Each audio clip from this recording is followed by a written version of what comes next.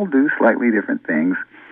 And until researchers figure out what those things are, why we're told they're unimportant. And then we find out that it's very rare that nature doesn't have a reason for doing things. And we find out that some of these so-called unimportant estrogens are, in fact, extremely important.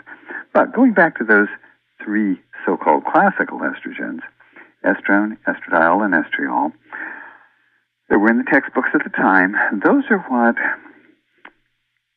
pharmacist Ed Thorpe sourced, and those are what I started with.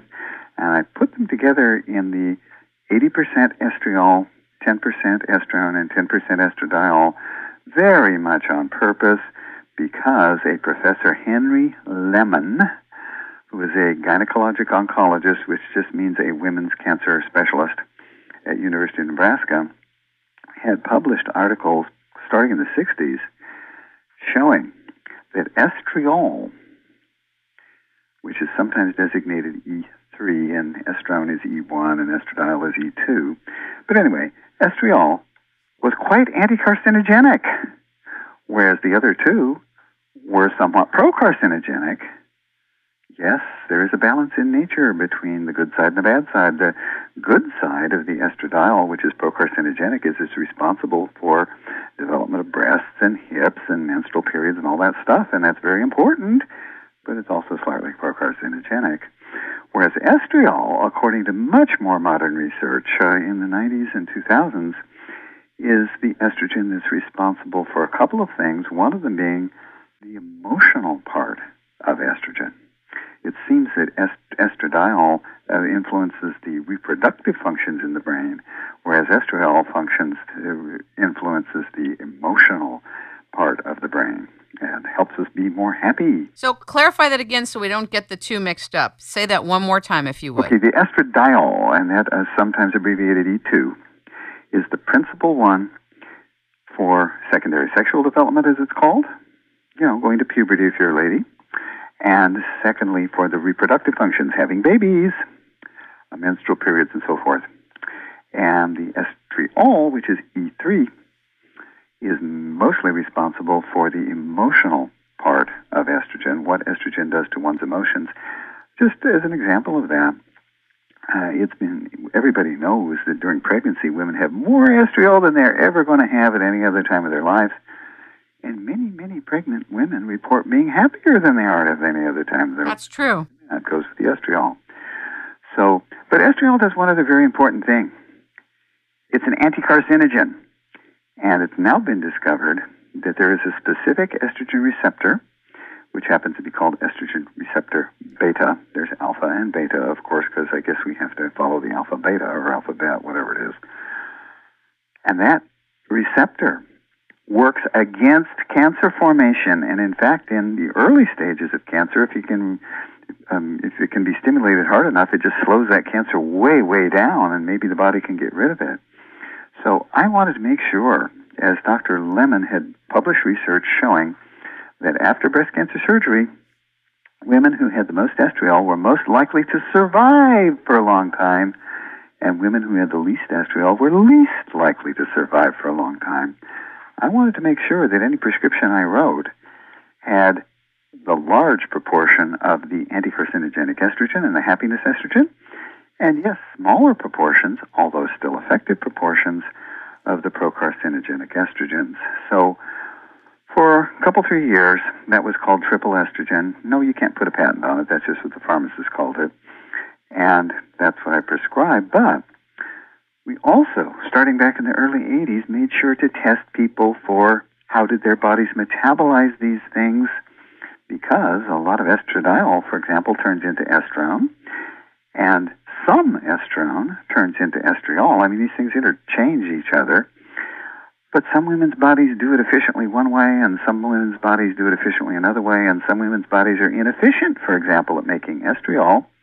And let's throw in a health clue right here. To get your body to make more estriol, which is the anti-carcinogen, what's needed is iodine. Iodine and iodide, of which seaweed is a very good source if you like to eat seaweed. And if you don't, there's not too many other sources of iodine in our diets, so except for seafood, of course, which has a lot less than seaweed. So we made sure to follow up after after a woman got her prescription within a couple of months, and do a comprehensive test on all her estrogens and progesterone and her other sex steroids.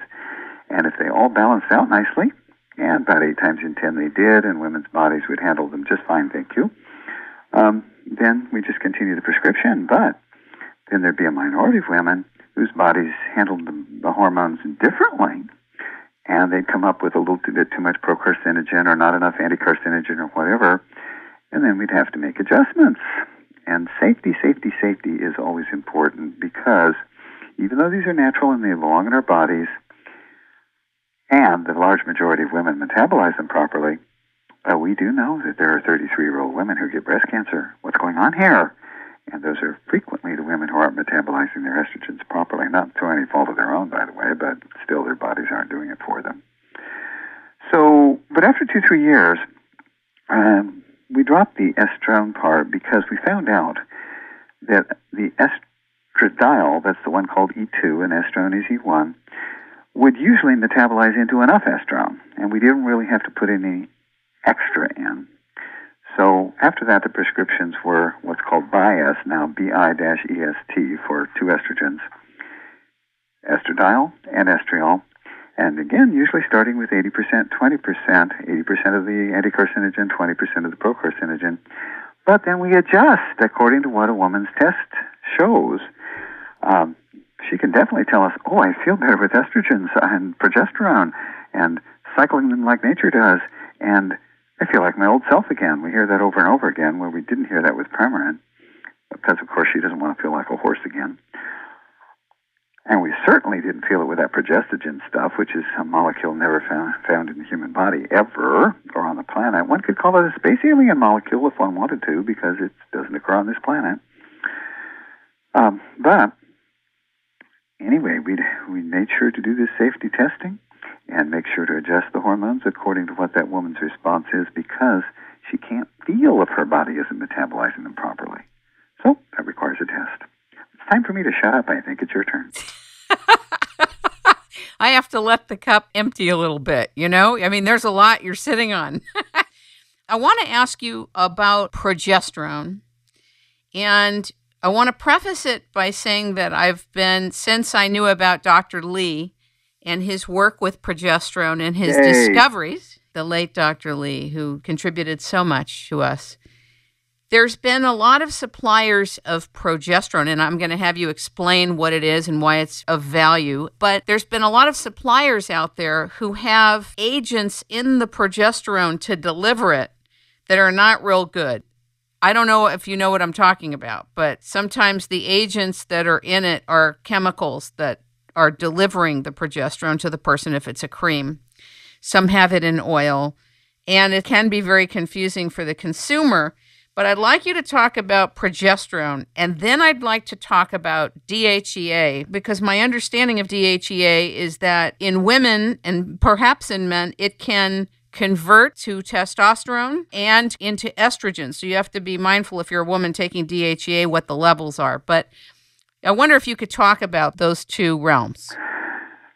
Sure.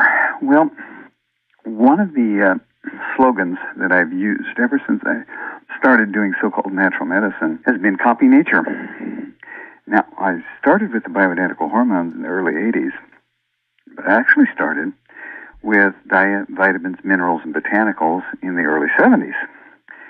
And at that time, it became really very, very obvious that if we're going to do effective medicine, we should not be using molecules that are normally not found in human bodies. Doesn't make sense. They're sometimes called patent medicines. The companies that make them like to call them pharmaceuticals, but they're actually just modern-day patent medicines, because they get patents on them, so they can sell them for an enormously high price. And I'm not sure why that's not recognized. We have a patent medicine industry that is enormously larger and more powerful than the patent medicines of the 1800s ever thought of being. And yet they're still the same thing, patent medicines, molecules that don't belong in people's bodies. But anyway,